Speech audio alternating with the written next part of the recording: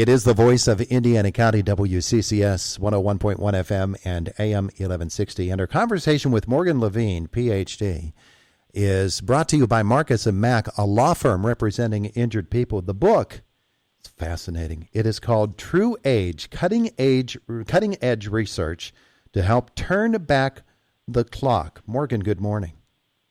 Good morning. Thanks for having me. It's good to have you with us. Assistant Professor of Pathology at Yale University School of Medicine, and you came up with this book.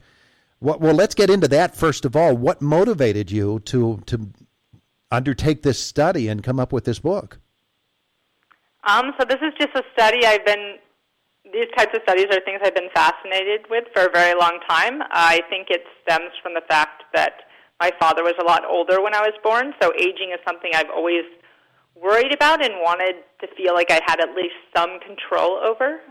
So then I began to actually study the biology of aging and then felt like this was something that other people would also be interested in. Well, of course, it means that we have to look at aging entirely different than probably we have for such a long time, for all of our lives, and not so much focus upon chronological age as on biological age. What's the difference?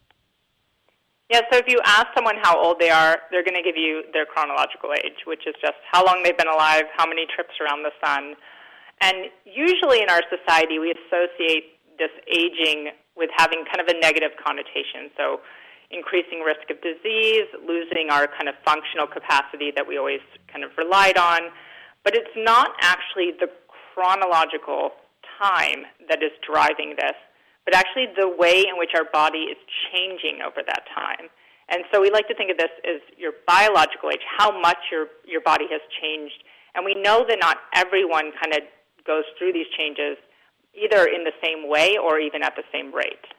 And that being the case, you can look at each person can look within themselves and say, I'm not the same person I was 5 years ago, 10 years ago, however long, or I'm noticing that I'm slipping here or that it's different for me there and I can't do what I used to do. And, of course, the specter of disease is always out there. So in your book, True Age, Cutting Edge Research to Help Turn Back the Clock, Morgan, it's not an easy process. How do we turn back the clock? Yeah, it's not an easy process, and I'm not here to tell people that we know how to make you not age. So we're all going to probably age or definitely age, but the key is, can you do that at a slower rate and maintain some of that health that we tend to enjoy when we're younger? So right now, there's no magic pill that's going to help people do this, even though people want this quick fix. Most of it comes down to our behaviors, our lifestyle, and actually, there's estimates only about 10% of the difference in how fast people age is due to genetics. Yeah. All right. So let's talk a little bit about one of the most interesting aspects of your book, and that is the calorie restriction. There's actually something called the Calorie Restriction Society. We'll just refer to it as CR, and it has a lot to do with our aging process, with our energy levels, with our disease prevention and control, and basically with slowing down the aging, doesn't it? Yeah, so people in the aging field, so aging science, have been studying caloric restriction for centuries. And at least this first came out of studying this in animal models, so everything from a yeast, which some of us don't think of as an animal model, all the way up to non-human primates, so monkeys.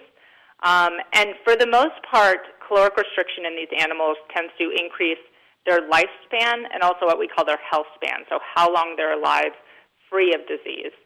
And recently, only in the past decade, they've actually started to try and rigorously study this in humans. So there are people who are self-selecting into this, like the Caloric Restriction Society you talked about, but there's actually an ongoing clinical trial on caloric restriction in humans. And caloric restriction that we're talking about is not starvation or malnutrition. It's a slight, very slight, only about 12% deficit in your overall caloric intake.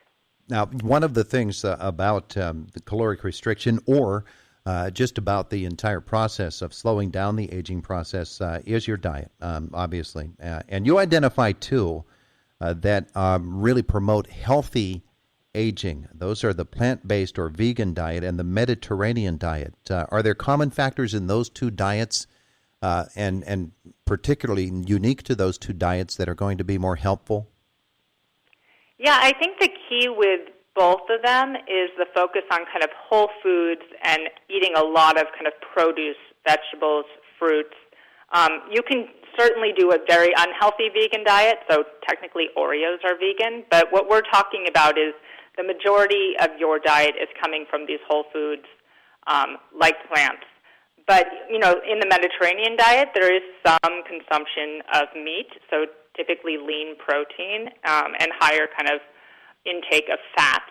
So, you know, there isn't a clear-cut, this is the only diet you should do, but as long as you put some emphasis on eating a lot of plants, you're probably doing pretty well. One of the interesting things about your book as well, and again, we're talking to Morgan Levine today, the author of True Age, Cutting-Edge Research to Help Turn Back the Clock. We're talking about slowing down that aging process or making that aging process less painful, if you want to put it that way. We think of diet and we think of exercise as, hand in hand, walking twins, and they're so important to what we're doing with our lives. Rest and relaxation are a part of the formula too, though, aren't they? Yeah, so stress has a fairly profound impact on aging. And when we're talking about stress, we're not talking about, little stressors that you're encountering throughout the day, but major life stressors or kind of this chronic, continuous stress that some people, particularly individuals from lower socioeconomic backgrounds, are probably experiencing on a daily basis. And we can actually see the manifestations of this stress in the aging process. So trying to reduce that, or at least approach stress in a different way, seems to be beneficial. One of the interesting things for me in this past year is, Christmas comes along, you get the Fitbit, and you start tracking the data that's going on in your life, things that you didn't pay a whole lot of attention to. And in my job, I'm averaging 4.5 hours of sleep, and during basketball season, when I'm out at night calling games and then up in the morning to do the show, that's more like 3.5 hours of sleep a day. And your studies on sleep and some of the things you say about sleep, for instance, CSF, cerebrospinal fluid, and how important that is to the overall health and rejuvenation with sleep.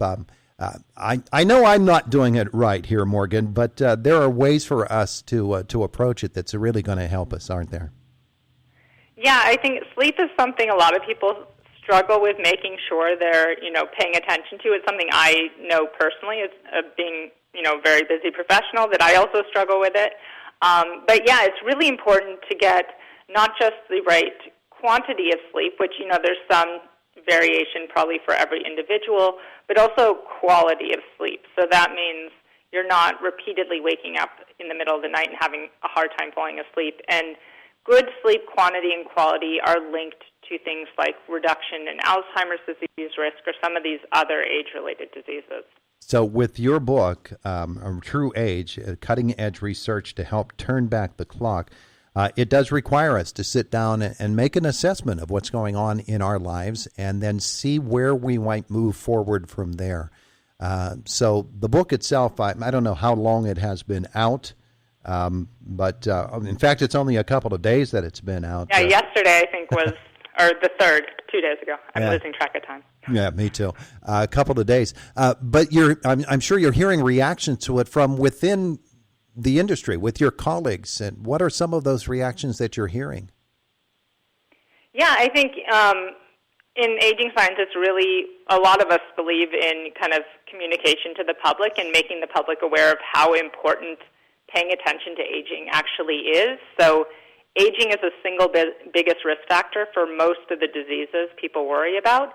And while a lot of people think about, we need to find ways to treat cancer or heart disease or Alzheimer's, what a lot of people don't realize is actually if we can treat the underlying aging process, we could probably tackle a lot of these diseases simultaneously. So yeah, in the field, there's a big push to try and kind of make the public aware of this type of information. Morgan Levine, Ph.D., Yale University School of Medicine, joining us here this morning. Morgan, where are we going to learn more about you and what you do and about the book?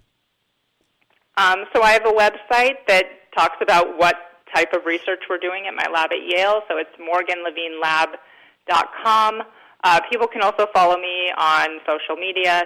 Again, part of the scientific job now. So I'm on Twitter as Dr. Morgan Levine or on Instagram as Dr. Morgan Levine. It's on Avery Books, an imprint of Penguin Random House. Morgan Levine has been kind enough to join us here today. Morgan, thank you so much for taking time out of your day to visit with us.